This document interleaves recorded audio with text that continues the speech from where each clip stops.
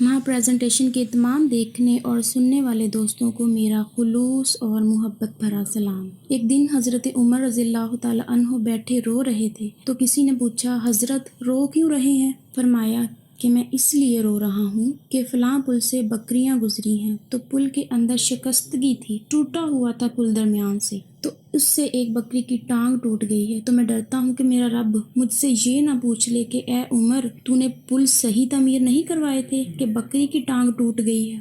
یہ ہیں حضرت عمر رضی اللہ تعالی عنہ۔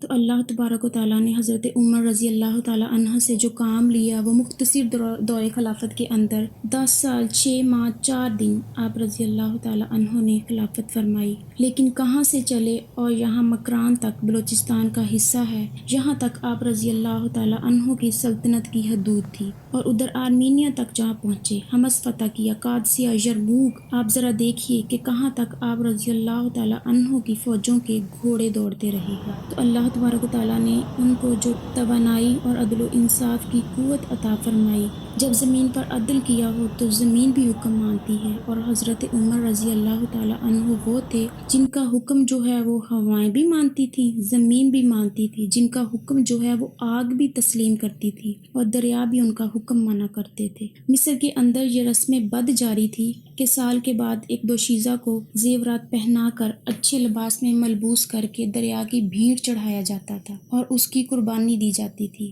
اس کا خون بہتا تو دریا چلتا۔ جب مسلمانوں نے مصر فتح کیا تو گورنر نے لکھا کہ اسلام تو اس طرح کی رسومات کی اجازت نہیں دیتا، لیکن چونکہ خشک سالی ہے، لوگوں کی فصلیں ویران پڑی ہیں اور کوئی چارہ نہیں، تو حضرت کیا کیا جائے؟ تو حضرت عمر رضی اللہ تعالیٰ عنہ کاغذ کے ٹکڑے پر لکھتے ہیں، بسم اللہ الرحمن الرحیم، مصر کے نیل کی جانب عمر کا خط، لکھتے ہیں، اے نیل، اگر تو اللہ کے حکم سے چلا کرتا ہے تو چل، ورنہ ہمیں تیرے چلنے کی کوئی حاجت نہیں۔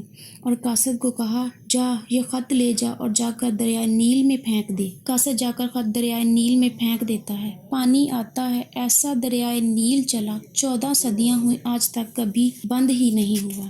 اللہ اکبر۔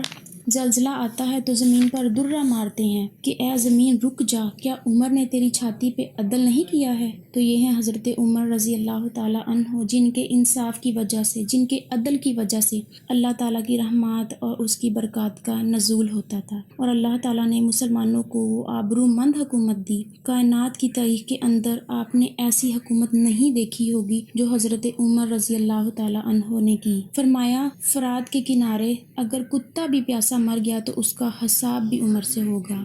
حضرت عمر رضی اللہ تعالیٰ عنہ کے دور خلافت میں ایک سفیر باہر سے آتا ہے اور آ کر کسی سے پوچھتا ہے کہ میں امیر المومنین کے مسلمانوں کے محل میں جانا چاہتا ہوں، تو وہ مسکرا کر کہتے ہیں، ہمارے امیر کا تو کوئی محل ہی نہیں۔ تو سفیر کہتا ہے، تو کہاں ہے تمہارا امیر؟ اس آدمی نے جواب دیا، مسجد نبوی میں ہوگا، بیت المال کے اونٹوں کی دیکھ بھال میں لگا ہوگا، یا جب گئے تو مسجد میں نہیں ہے اور بیت المال میں گئے تو وہاں بھی نہیں پایا۔ پھر کیا دیکھتے ہیں کہ حضرت عمر رضی اللہ تعالیٰ عنہ جنت البقیع کے پاس ایک درخت کے نیچے اینٹ کا سرہانہ رکھ کر سوئے ہوئے ہیں۔ اس نے کہا، اے عمر، تو نے عدل کیا ہے، تجھے کچی اینٹ پہ بھی نیند آ گئی ہے۔ ہمارے حکمرانوں نے انصاف نہیں کیا اور وہ بند اور محفوظ کمروں کے اندر بھی سکون اور چین کی نیند نہیں سو سکتے۔ معزز ویورز، حضرت عمر رضی اللہ تعالیٰ عنہ اس طرح امور سلطنت نبھاتے گئے اور کبھی کسی کی دل آزاری نہ کی۔ امید ہے آپ سب کو آج کی ویڈیو بہت پسند آئی ہوگی۔ ایسی ہی مزید اچھی ویڈیوز دیکھنے کے لیے میرے چینل کو لائک اور سبسکرائب کریں اور صدقہ جاریہ سمجھ کر شیئر کریں۔ تو ملتے ہیں ایسی ہی ایک اور دلچسپ ویڈیو کے ساتھ۔ اپنا اور اپنے پیاروں کا خیال رکھیے گا اور ہمیں بھی اپنی دعاؤں میں یاد رکھیے گا۔ اللہ نگہبان۔